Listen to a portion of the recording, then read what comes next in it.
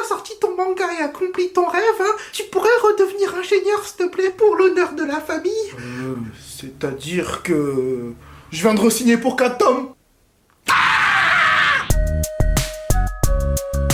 Comment ça va YouTube? Il est là, le tome 2 de Kiehi, une famille de fous, c'est le titre. Et trêve de mondanité, commençons tout de suite par un résumé. Kiehi, deux frères tarés liés par la jalousie, les coups bas, les bagarres, mais aussi la complicité et l'amour, font les 400 coups en toute liberté dans leur village natal. Jusqu'au jour où l'une de leurs bêtises va trop loin et provoque la colère de tout un peuple. Cela oblige alors le retour à la maison de celle qui fait figure d'autorité. Une créature terrifiante comme l'humanité n'en a jamais connue. Un monstre sans limite qui ne connaît ni la pitié ni le pardon. Afin de lui survivre, Kiehi devront laisser de côté leurs différends et faire preuve d'une fraternité sans faille.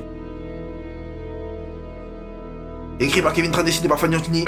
Voilà en vraiment gros le topo, je veux pas vous spoiler. Maintenant pour ce qui est du fond, je pense qu'avec le temps vous commencez à me connaître. Je suis quelqu'un qui cherche tout le temps à progresser et pour ça je lis vraiment tous vos commentaires. Qu'ils soient positifs ou négatifs, et c'est pareil pour mon manga. Pendant un an, j'ai lu tous vos retours constructifs sur mon tome 1, j'ai pris beaucoup de choses en compte et j'aimerais vous montrer 3 gros points qu'on a améliorés dans le tome 2. 1. Les décors. Vous avez été pas mal à me dire que dans le tome 1, les décors étaient trop vite, que c'était un peu dommage et je suis d'accord avec vous. C'est souvent le cas dans le premier tome d'un manga d'humour, hein. Si tu regardes les débuts de Dr. Slump, Shin-chan ou un collège foufoufou, c'est des mangas aujourd'hui cultes, mais les premiers tomes n'avaient pas beaucoup de décors non plus, parce que c'est déjà tellement dur de réussir à faire le tout premier, que sans assistant en plus, Fanny ne pouvait pas tout dessiner. Mais évidemment, sur un tome 2, il n'y a pas d'excuse, donc on a mis des décors absolument partout. Fanny s'est hyper appliquée, et c'est d'ailleurs ce sur quoi elle a passé le plus de temps. 2. Le développement d'une intrigue. Parmi vos remarques, une qui revenait souvent était qu'il n'y avait pas d'intrigue, que Kiehi n'était composé que d'histoires courtes. Alors il y a 2 raisons à ça. Déjà parce que dans la plupart des mangas, BD, dessins animés d'humour, t'as un cadre général. South Park, bah c'est la ville de South Park. Dr. Slump, c'est le village pingouin. Et dans Kiehi, c'est le royaume des couleurs en forme de panda. Il se passe des choses dans ce cadre, mais t'as rarement une longue quête aventure vers un but lointain, des péripéties. C'est pourquoi dans le tome 1, j'ai pas ressenti le besoin d'en créer une. La deuxième raison, c'est que justement, on ne savait pas s'il y aurait un tome 2 ou non. Donc on n'allait pas lancer une histoire pour ne jamais la finir. Mais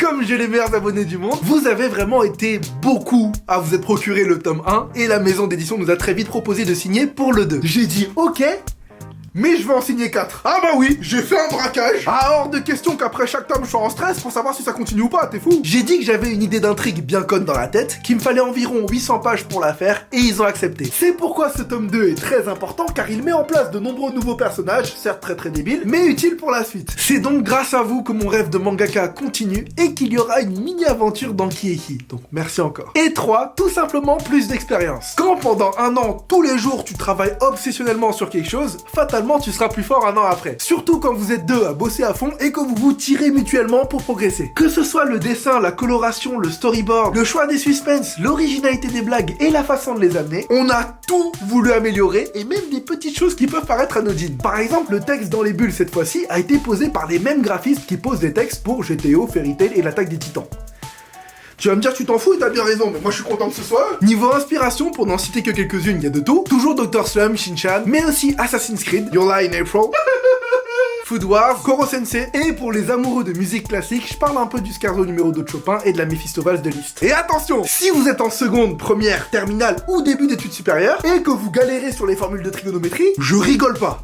À l'intérieur, il y a 2 pages où je vous donne un moyen mémotechnique infaillible qui m'a servi durant toutes mes études. Si vous le lisez et que vous l'appliquez, je vous promets que vous ne vous tromperez plus jamais. Sinon, il y a toujours 200 pages, hein, dont 24 pages couleur sur papier glacé, un chapitre dont vous êtes le héros, un chapitre silencieux sans dialogue, toujours un format un peu plus grand que la moyenne, hein, c'est celui que je préfère parce que je suis très myope. Je vais pas publier un manga si j'ai du mal à lire moi-même. Et il est disponible dès aujourd'hui dans vos librairies spécialisées, à la Fnac, au Cultura, Leclerc, Amazon, tous les liens sont dans la description. Alors oui, il sort en même temps que l'iPhone 10, c'était peut-être pas la meilleure stratégie, hein, pour Apple. Ah bah vendre le même produit que moi, mais 115 fois plus cher, allô Fanny?